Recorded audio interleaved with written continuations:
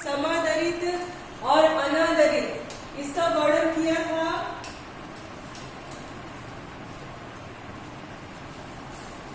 यहां तक पढ़े थे कि नहीं?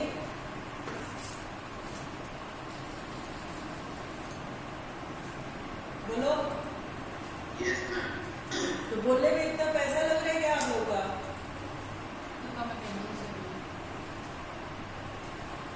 हाँ बच्चों,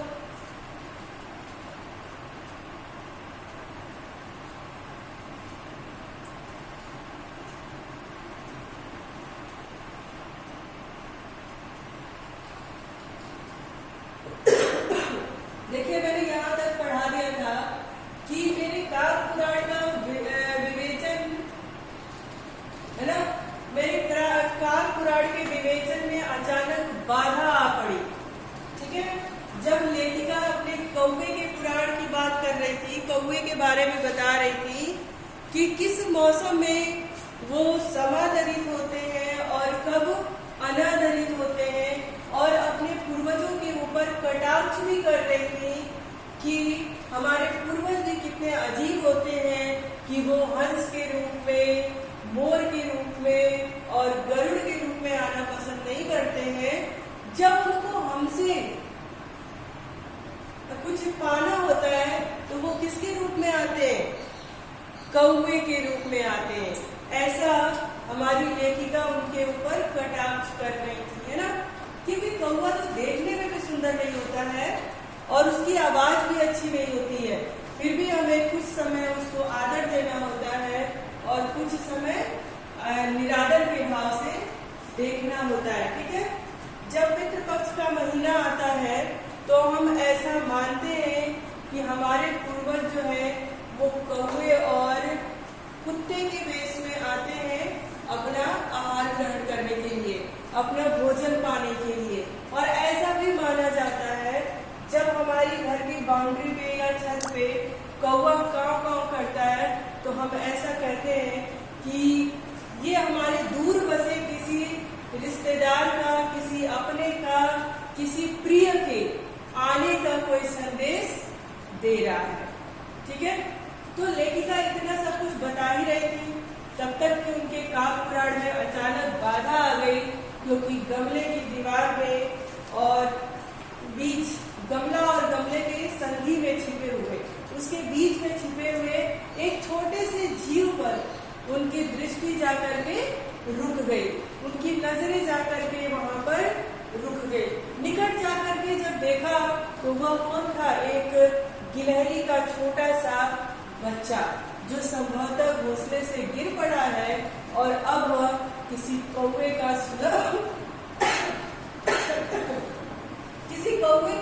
सुलभ आहार बन गया है। यानी कौवा जो है उस गिलहरी के बच्चे में अपना आहार खोज रहा है, भोजन खोज रहा है। यहाँ तक हो गया था? यहाँ तक हो गया था?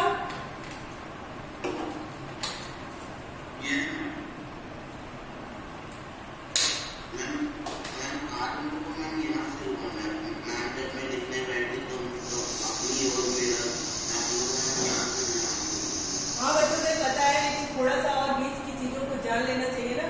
जो चीज भूल गई है वो वापस से क्या हो जाएगा, हमें रिपीट हो जाएगा।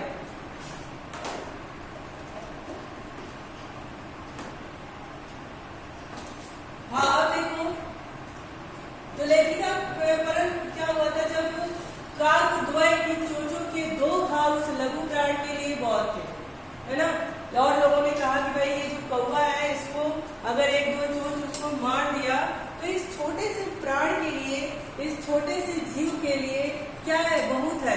अतः वह निश्चेत सा बेहोशी के हालत में उस गमले के पास चिपटा सा पड़ा हुआ था। सबने कहा कि कौवे की चोंच पर घाव लगने के बाद यह बच नहीं सकता, अतः इसे ऐसे ही रहने दिया जाए। लेखिका बता रही थी अपने इस कहानी के माध्यम से कि आसपास के जितने भी लोग थे सबने कहा कि इस कौवे को, इस लघु प्राण को, इस छोटे से जीव को कौवे की चोंच का घाव लग गया है, तो इसको इसी तरह से छोड़ दिया जाए, क्योंकि उनका मानना था कि शायद अब ये बच नहीं पाएगा। परंतु लेखिका जो थी वो मतलब पशु पक्षी जगत जितने भी जीव जगत प्राणी है उनसे बहुत ही उनका लगाव था, तो उनका मन नहीं माना और उसे वो हौले से उठा करके, हौले अर्थात धीरे से उठा करके कमरे में लाई, फिर रुई से उसका रक्त पोंछकर उसके जो घाव पे खून लगा हुआ था उसको साफ करके पेंसिलिन का मरहम लगाया और रुई की पतली बत्ती बना करके दूध में भिगो करके जैसे जैसे उसके नन्हे से मुंह में लगाई, पर वो मुंह खुल न सका क्योंकि वो लघु प्राण था, बहुत ही घाव उसको हो गया था, तो उसका मुंह नहीं खुल रहा था। तो जो पानी या दूध डालने की जो चेष्टा वो कर रही थी तो वो आसपास उसके बुढ़क जा रहा था। फिर भी लेखिका ने हार नहीं मानी। कई घंटे के उपचार के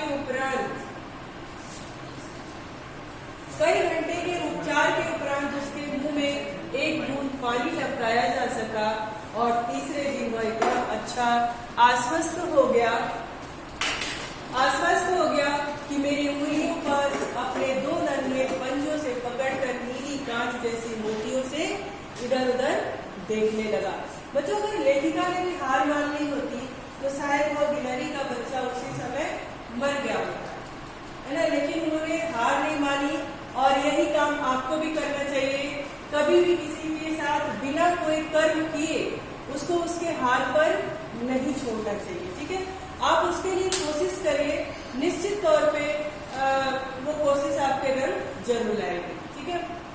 3-4 मास में उसके स्निग्ध रोए, झब्बेदार पूंछ और चंचल चमकीली आंखें सबको विस्मित करने लगी। विस्मित का अर्थ होता है आश्चर्यचकित, ठीक है। सभी लोगों ने तो मन में बना लिया था ना, आसपास के लोगों ने, कि ये गिलहरी बच नहीं सकती, पर लेखिका के प्रयासों के माध्यम से वह गिलहरी बची और जब उसके स्निग्ध रोए आने लगे, झब्बेदार पूंछ हो गई, उसकी आंखें चमकीली इधर उधर जब देखने लगी तो लोग भी उसको आश्चर्य भरी नजरों से देखने लगे। उनको ऐसा लगने लगा कि ये किस अवस्था में था और किस अवस्था में आ गया। फिर आगे देखिए,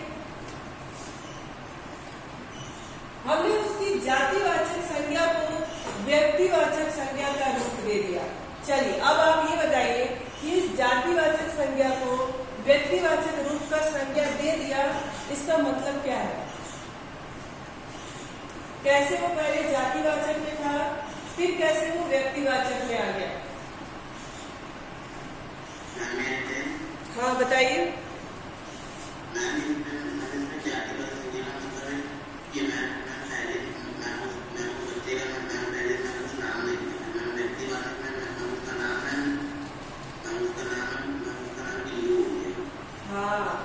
पहले जातिवाचक में था तो हम लघु प्राण, एक जीव है ना, एक पक्षी की बात करते थे, लेकिन जैसे ही हमने उसका नाम गिल्लू रख दिया तो एक व्यक्ति विशेष की बात हो गई, है ना। तो वो जातिवाचक से संज्ञावाचक में, जातिवाचक से व्यक्तिवाचक में परिवर्तित हो गया और इस प्रकार हम उसे गिल्लू कहकर पुकारने लगे।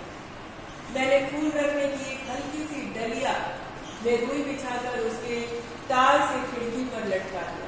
गिलहरी का मतलब लेखिका कहने लगी कि जब वो गिल्लू स्वस्थ हो गया तो मैंने एक फूल रखने वाली जो डलिया थी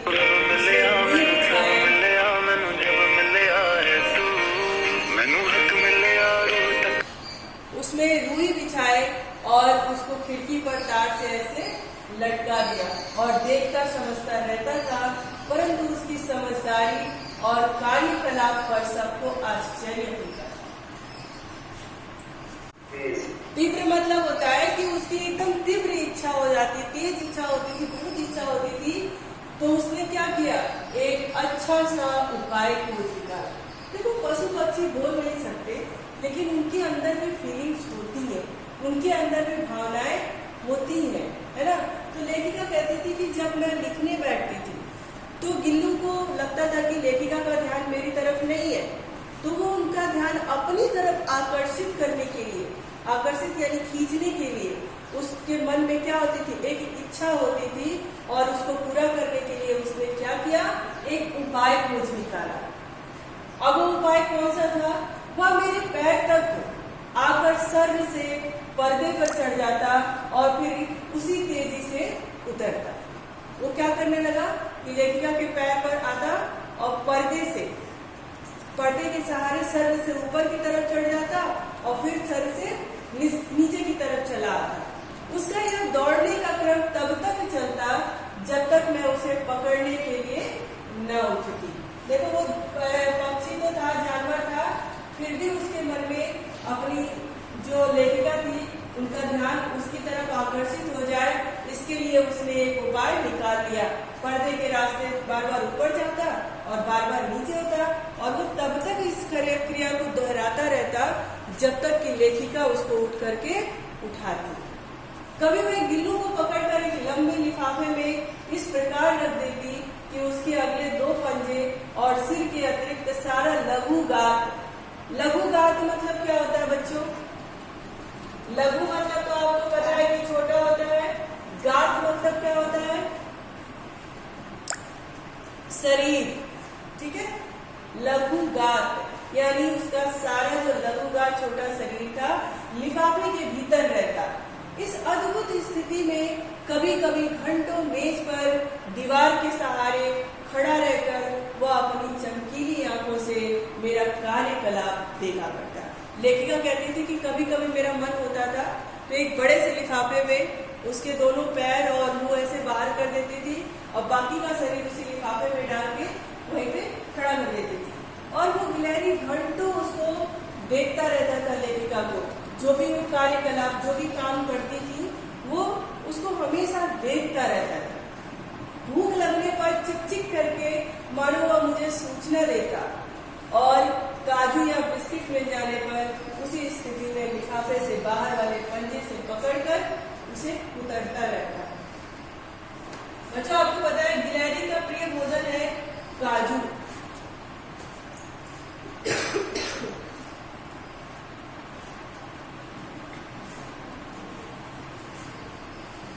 ये आपसे क्वेश्चन हो सकता है कि गिलहरी का पसंदीदा भोजन क्या है, प्रिय भोजन क्या है? तो आप बताओगे काजू, ठीक है। आ रही बात समझ में? हाँ, तो गिलहरी काजू बड़े मन से खाती है। फिर गिल्लू के जीवन का प्रथम वसंत आया। नीम चमेली की गंध पर मेरे कमरे में हौले हौले आने लगी। प्रथम वसंत आया यानी गिलहरी लेखिका के घर में आए उसको 1 साल, ठीक है। और गिल्लू के जीवन का प्रथम वसंत आया। नीम चमेली की गंध मेरे कमरे में हौले हौले आने लगी। बाहर की गिलहरियां खिड़की की जाली के पास आकर चिक चिक करके न जाने क्या कहने लगी। लेखिका कहती कि यही क्रियाकलाप होते होते गिलहरी जो है वो 1 साल का हो गया और अब तो उसके दोस्त भी बन गए थे। खिड़की के पास और भी गिलहरियां आती और चिक चिक करके अपने शब्दों में न जाने क्या बातें करती और चली जाती। गिल्लू को जानी के पास बैठकर अपनेपन से बाहर झांकते देखकर मुझे लगा कि इसे मुक्त करना आवश्यक है। फिर एक समय ऐसा आया कि लेखिका को गिल्लू को देखकर ऐसा लगा कि ये कितने मन से बाहर देखता है और मैंने इसको कैद करके रखा हुआ है, तो ऐसा करना चाहिए कि अब मुझे इसको मुक्त कर देना चाहिए। फिर लेखिका ने क्या किया, मैंने कीली निकालकर जाली का एक कोना खोल दिया, है ना। उनके मन में आया कि भाई पशु पक्षी ऐसे भी आजाद घूमने वाले होते हैं, है ना, पंछी आजाद होते हैं, तो उसको कोई कैद करके ना रखे। तो लेखिका ने क्या किया, उसकी जाली का दरवाजा खोल दिया। इस मार्ग से गिल्लू ने बाहर जाने पर सचमुच ही मुक्ति की सांस ली। इतने छोटे जीव को घर में पले कुत्ते बिल्लियों से बचाना भी एक समस्या ही थी। आवश्यक कागज पत्रों के कारण मेरे बाहर जाने पर कमरा बंद ही रहता। मेरे कॉलेज से लौटने पर जैसे ही कमरा खोला गया और मैंने भीतर पैर रखा, वैसे ही गिल्लू अपने जाली के द्वार से भीतर आकर मेरे पैर से सिर और सिर से पैर तक दौड़ लगाने लगा। तब यह नित्य क्रम हो गया। लेखिका कहने लगी कि मुझे कागज पत्रों के काम से यानी ऑफिशियल काम से घर से बाहर जाना पड़ता था, तो मेरा दरवाजा बंद रहता था और जैसे ही दरवाजा खुलता गिल्लू दौड़ के मेरे पास आता, सिर से पैर और पैर से सिर तक दौड़ लगाने लगा। यहाँ तक समझ में आया? Yes, ma'am. Yes, sir. ये देखिए, ये महादेवी वर्मा जी है, यही लेखिका है। अब देखो, मेरे कमरे से बाहर जाने पर गिल्लू की खिड़की की खुली जाली की राह बाहर चला जाता और दिन भर गिलहरियों के झुंड का नेता बना हर डाल पर उछलता कूदता रहता और ठीक 4 बजे वह खिड़की से भीतर आकर अपने झूले में झूलने लगता। अब लेखिका का समय और गिल्लू के बाहर जाने का समय एक ही हो गया था। गिल्लू को अंदाजा लग गया था कि लेखिका किस समय अपने कमरे में आती है। तो जैसे ही लेखिका बाहर कमरे में चली जाती, वैसे गिल्लू भी चला जाता और दोनों एक ही समय पर अपने कमरे में आ जाते। मुझे चौंकाने की इच्छा उसमें न जाने कब और कैसे उत्पन्न हो गई। लेखिका कहने लगी कि मुझे चौंकाने की। अच्छा बताओ, जब आप छोटे होते हो, है ना, और आपके मम्मी पापा कहीं बाहर जाते हैं या फिर आप अपने मम्मी पापा के साथ खेलने के मूड में होते हो, तो उनको कभी कभी कोई न कोई ऐसी आश्चर्यचकित हरकत करते हो जिससे वो चौंक जाते हैं। कभी वो गुस्सा भी होते हैं, कभी खुश भी हो जाते हैं, कभी हंसने भी लगते हैं। यही प्रक्रिया उस छोटे से जीव में भी आ गई। लेखिका कहती कि मुझे चौंकाने की इच्छा न जाने उसमें कब और कैसे उत्पन्न हो गई। कभी फूलदान के फूलों में छिप जाता, कभी पर्दे की चुन्नट में और कभी सोन जूही की पत्तियों में। ये चौंकाने वाली जो प्रक्रिया थी वो असल में लेखिका के साथ उसका प्यार था, है ना। वो उनको मतलब उनके साथ खेलने की एक प्रक्रिया थी। मेरे पास बहुत से पशु पक्षी हैं और उनका मुझसे लगाव भी कम नहीं है, परंतु उनमें से किसी को मेरे साथ मेरी थाली में खाने की हिम्मत हुई है, ऐसा मुझे स्मरण नहीं आता। लेखिका कहती है कि मेरे पास और भी पशु पक्षी हैं और उनको भी मुझसे उतना ही लगाव है, लेकिन किसी और पशु पक्षी में मेरे साथ मेरी थाली में बैठकर खाने की हिम्मत किसी की नहीं हुई, ऐसा मुझे कभी याद नहीं आता। गिल्लू इसमें अपवाद था। अपवाद का मतलब क्या होता है?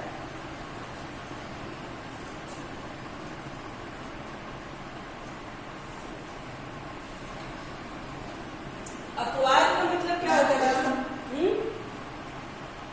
अपवाद का मतलब क्या होता है? कौन बताएगा?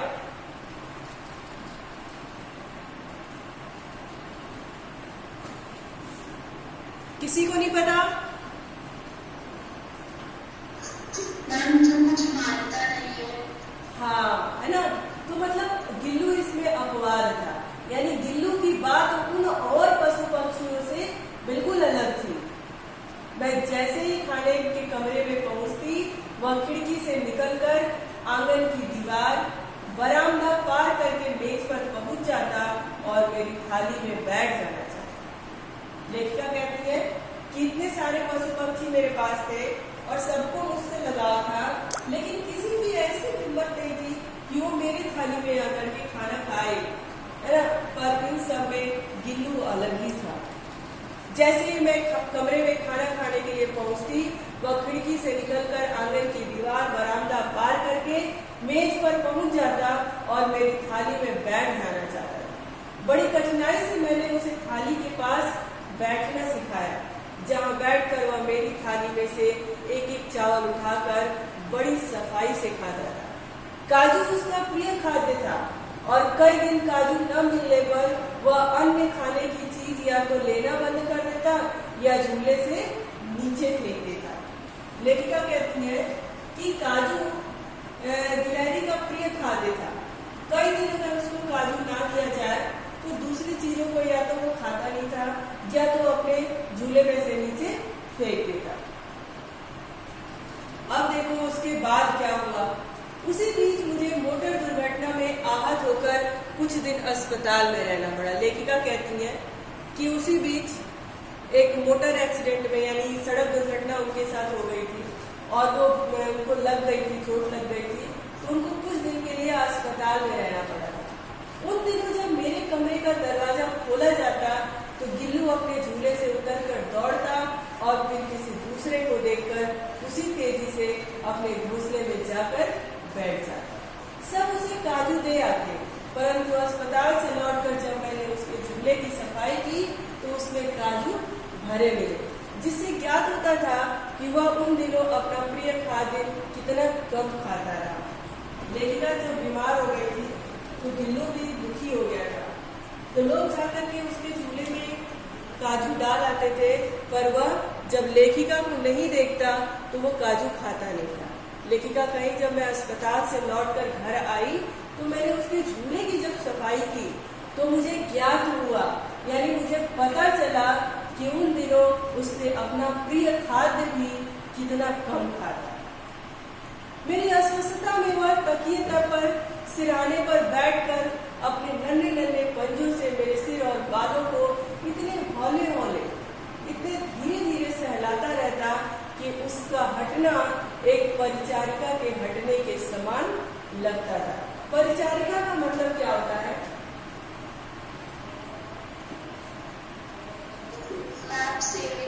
सेविका। लेखिका कहती कि जब मैं बीमार थी और मैं जब आ गई घर तो गिल्लू मेरे सिरहाने बैठ करके मेरे सर को इतना धीरे धीरे अपने उस नन्हे नन्हे पंजों से सहलाता रहता कि जब वो मेरे पास से हट जाता तो ऐसा लगता कि कोई परिचारिका, कोई सेविका उसके पास से हट गई। देखिए, जीव में भी अपने मालिक के प्रति जैसे तुम उसको अगर प्यार करोगे तो उतनी ही दर्द उसको भी हो जाता है आपके प्रति। तो कभी भी जीव प्राणियों के साथ बेरहमी नहीं करना चाहिए, है ना। उनकी भावनाओं को समझना चाहिए, उनको नुकसान नहीं पहुंचाना चाहिए। ठीक है, अब आगे देखो। गर्मियों में जब मैं दोपहर में काम करती रहती तो गिल्लू न बाहर जाता न अपने झूले में बैठता। उसने मेरे निकट रहने के साथ गर्मी से बचने का एक सर्वथा नया उपाय खोज लिया। वह मेरे पास रखी सुराही पर लेट जाता और इस प्रकार समीप भी रहता और ठंडक भी उसको मिलती। यहाँ तक समझ में आया? यहाँ तक समझ में आया? कोई परेशानी यहाँ तक? किसी प्रकार की कोई परेशानी? आप लोग बोलोगे नहीं तो मुझे नहीं समझ में आएगा। ठीक है, अब देखो, गिलहरी के जीवन की अवधि 2 वर्ष से अधिक नहीं होती है। यहाँ पे अंडरलाइन कर लीजिए, ये आपका एक क्वेश्चन बनेगा कि गिलहरी की आयु कितनी होती है, तो आप बताओगे कि गिलहरी की आयु 2 वर्ष होती है। अतः गिल्लू की जीवन यात्रा का अंत आ ही गया। दिन भर उसने न कुछ खाया न बाहर गया। लेखिका कहती है कि एक दिन ऐसा हुआ कि गिल्लू के जाने का अंत समय निकट आ गया, है ना। उसकी जीवन यात्रा का अंत आ गया। दिन भर उसने न कुछ खाया न बाहर गया। रात में अंत की यात्रा में भी वह अपने झूले से उतरकर मेरे बिस्तर पर आया और ठंडे पंजों से मेरी वही उंगलियां पकड़कर हाथ से चिपक गया, जिसे उसने अपने बचपन की मरणासन स्थिति में पकड़ा था। पंजे इतने ठंडे हो रहे थे कि मैंने बाहर जाकर हीटर जलाया और उसे उष्णता यानी गर्मी देने का प्रयत्न किया, परंतु प्रभात की प्रथम किरण के स्पर्श से साथ ही वह किसी और जीवन में जागने के लिए सो गया। अच्छा बच्चों, ये प्रथम किरण के स्पर्श के साथ वह किसी और जीवन में जागने के लिए सो गया, इसका क्या तात्पर्य है? इस लाइन से आप क्या समझते हो?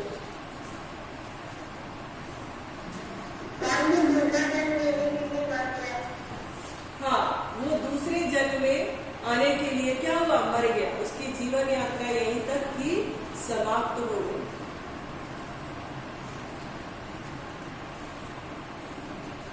अब देखो, उसका झूला उतार कर रख दिया गया और खिड़की की जाली बंद कर दी गई, परंतु गिलहरियों की नई पीढ़ी जाली के उस पार चिक चिक करती रहती और सोनजूही पर बसंत आता ही रहता।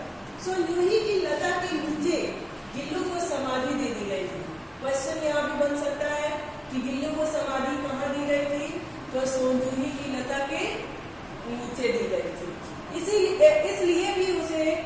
लता सबसे अधिक प्रिय थी, इसलिए भी कि उस लघुगात का किसी बात। अब समझ में आया कि लेखिका को सोनजूही की उस लता, जब सोनजूही की पीली कलियां खिलती थी तो उस गिल्लू की याद क्यों आई? क्योंकि गिल्लू जब मर गया था तो वहीं पे उसको दफनाया गया था और लेखिका को ऐसा लगता था कि किसी बासंती के दिन जूही के पिता छोटे फूल में खिल आने का विश्वास मुझे संतोष देता है। और लेखिका को ऐसा लगता था कि इसमें कोई भी सोनजूही, जो कोई भी कली खिलती है, कोई भी फूल खिलता है तो मानो ऐसा मेरा गिल्लू ही खिल गया।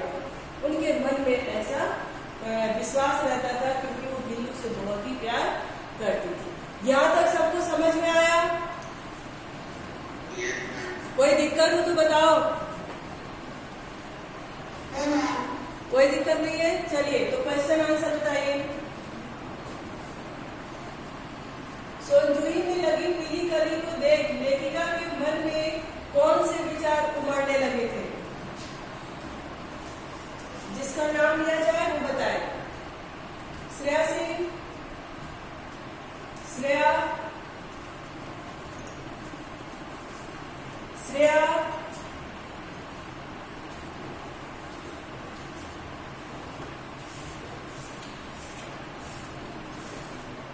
ओके। तनु, हाँ तनु आप बताइए, पहले क्वेश्चन का आंसर बताइए। सोनजूही में लगी पीली कली को देख लेखिका के मन में कौन से विचार उमड़ने लगे?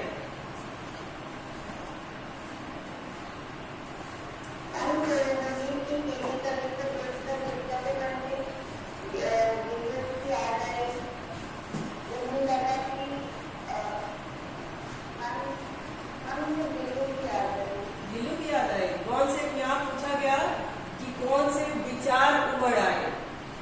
चलिए शशांक मिश्रा,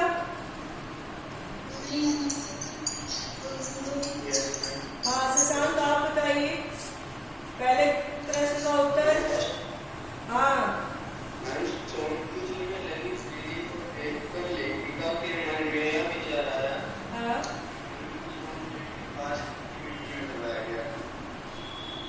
ओके।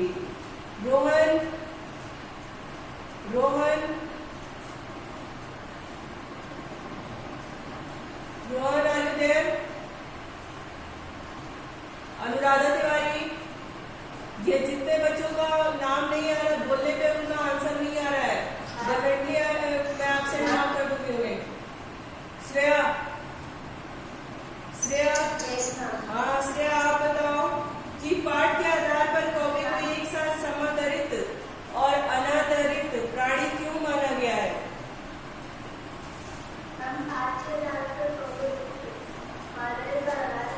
इसलिए कहा गया क्योंकि लोग व्यक्ति को अपनी समान दृष्टि से देखते हैं और अनादर की दृष्टि से देखते हैं।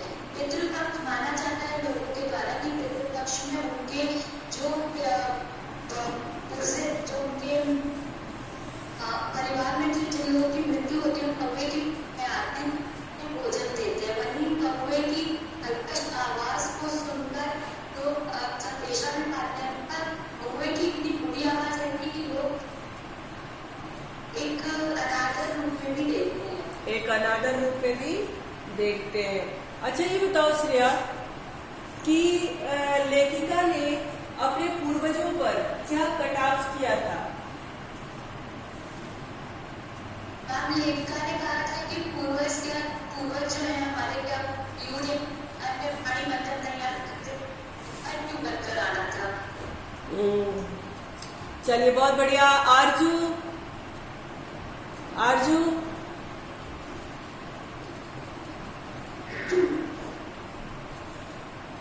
हाँ आरजू, आरजू आप बताइए गिलहरी के घायल बच्चे का उपचार किस प्रकार किया गया? लेखिका ने गिलहरी के घायल बच्चे का उपचार बड़े ध्यान से किया। पहले उसे कमरे में लाया, फिर खून पोंछकर उसके घाव पे पेंसिल लगाई। क्या करके? उसके घाव पे पेंसिल लगाई, उसके खून पोंछने के बाद। हाँ उनके खून पोंछने। और क्या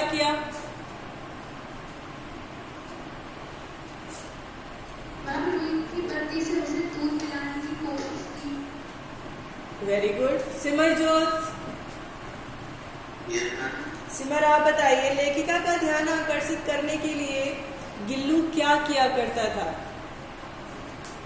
मैम इसका आंसर है, मैम लेखिका का ध्यान आकर्षित करने के लिए मैम गिल्लू पैर से पर्दे पर चढ़ रहा था और फिर उसी तेजी से उतरता था ताकि मैम लेखिका का ध्यान उस पर आ जाए। अच्छा, और गिलहरी की आयु कितनी होती है? मैम गिलहरी की आयु होती है मैम सिर्फ 2 वर्ष। 2 वर्ष होती है। और गिलहरी का प्रिय खाद्य क्या होता है? मैम काजू। हाँ, गिलहरी का प्रिय खाद्य क्या होता है? काजू होता है। ठीक है बच्चों, आज की क्लास यहीं पे होती है समाप्त। और आप लोग क्या करोगे, गिलहरी पाठ दोबारा से पूरा शुरू से लेकर अंत तक एक बार पढ़ लेंगे। पढ़ने के बाद इसके क्वेश्चन आंसर्स लिख लेंगे। आई बात समझ में?